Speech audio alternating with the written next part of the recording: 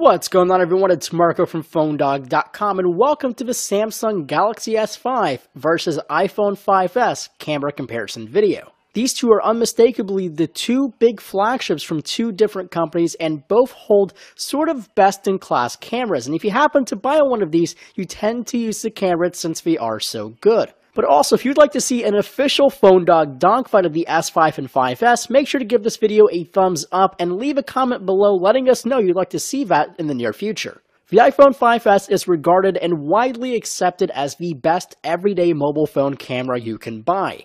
Now, when I say everyday, I mean something that's thin, lightweight, and sold to the masses. Phones like the Lumia 1020 just don't fit in this category. This tiny looking lens looks pretty delinquent when you compare it to bigger phones with a bigger lens, or maybe even the hump to distinguish the camera from the rest of the phone, but on the iPhone it's flush, it's small, yet it has so much power underneath. On the 5S, we have an 8-megapixel sensor behind a 5-element lens that's rated at f2.2. It lets a great amount of light onto a tiny sensor, which helps low light performance. Next to the camera is a dual-tone LED flash, which allows the iPhone to mix between the white and amber color to find the correct color temperature for the best photo at night. The result, your images won't have that flash look of a bright white color that may add a blue hue to your photo, and this will actually make your photo look like it's lighted up just like a normal scene. On top of the 8-megapixel stills, we do have a panorama mode, burst mode photos, HDR,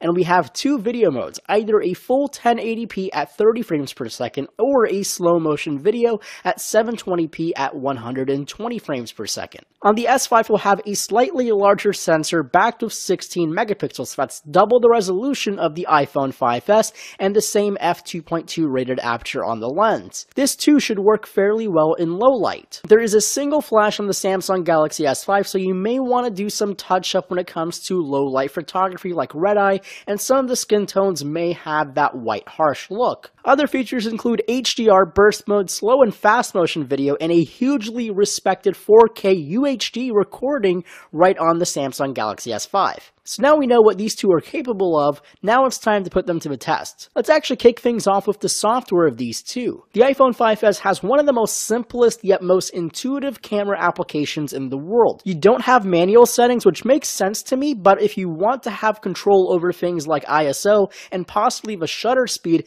this is not your phone. In the application, you can slide from photos to videos to panorama and square. You also have a button that allows you to add filters to your photos before you take them. You also have buttons for flash, the HDR, and also your shutter button. On the S5, you definitely have more control, but the menu structures seem a little strange or perhaps a bit disorganized. On the left side, you have buttons to switch the camera, turn selective focus on or off, HDR, and the settings button, which allows you to change a whole host of options like picture size, stabilization, ISO, effects, and much more. On the right-hand side lies 4 buttons which will control your video recording, shutter button, a mode dial which allows you to change from auto to panorama, dual camera, and more, and lastly, the view gallery button, which takes you back to view your previously taken photos. So for around the software, the iPhone takes it for simplicity, yet the S5 takes it for manual control. Now we could talk about the most important fact of this whole test, the image quality. Both the image from the S5 and the 5S are very pleasing to most people, full of color, detail, and all the other photo lover goodness. But let's start with the iPhone stills. First off, the image looks overall fairly pleasing. The colors are spot on,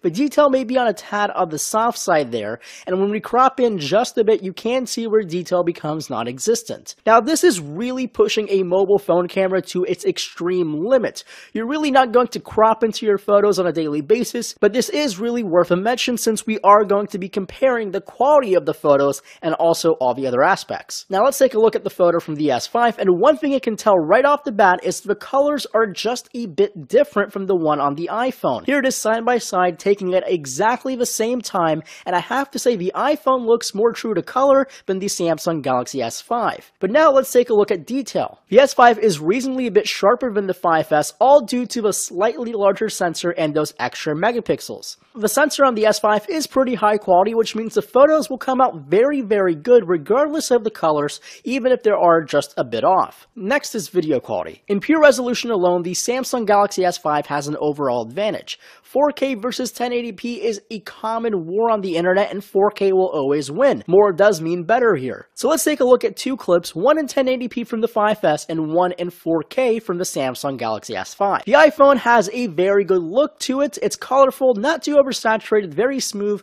and digital IS is here, which can help just a tiny bit, but there's still some shake in the video. I would be very comfortable shooting with my iPhone for a few videos. In fact, there's tons of people on YouTube who actually shoot with their iPhone 5S or iPhone 5, iPhone 4. They are really good video cameras. Now, the UHD from the Samsung Galaxy S5 is very stunning. There's more detail than the iPhone, it's more sharp, and there is a bit more color than the iPhone 5S. Even though it has a bluish tint to them, the video looks absolutely stunning. Putting these side by side will show you the S5 has the clear overall advantage. For one, I had to expand this 1080p video from the iPhone 5S to fill a 4K time frame, but the detail from the S5 is just way more impressive than the 5S. So there you have it. Tallying up, this gives the S5 the upper hand in photo quality and video quality, but the iPhone the upper hand in color accuracy and front-facing cameras. And to be honest, I would love to have either of these two in my pocket for my everyday camera. The S5 does offer something very special, which is 4K video recording, and since I've made my switch to 4K everything, it does make more sense to go the S5, but the iPhone does give me a very well-rounded camera as an everyday shooter. And if I was given the chance, it would be the S5 purely for 4K. It's just way too darn good looking for me to pass it up. So I would like to hear what you guys think of this. Would you guys pick the iPhone 5S or the S5 for image quality, or is 4K also very important for you? I have a great feeling that this could spark up some great debates and comments, so let me know what you guys think. Leave the comment below, and if you genuinely like this video, make sure to give it a thumbs up and leave us a comment below letting us know. Please subscribe to the YouTube channel, and as always, my name is Marco Hanna from phonedog.com, and I'll catch you guys in the next video.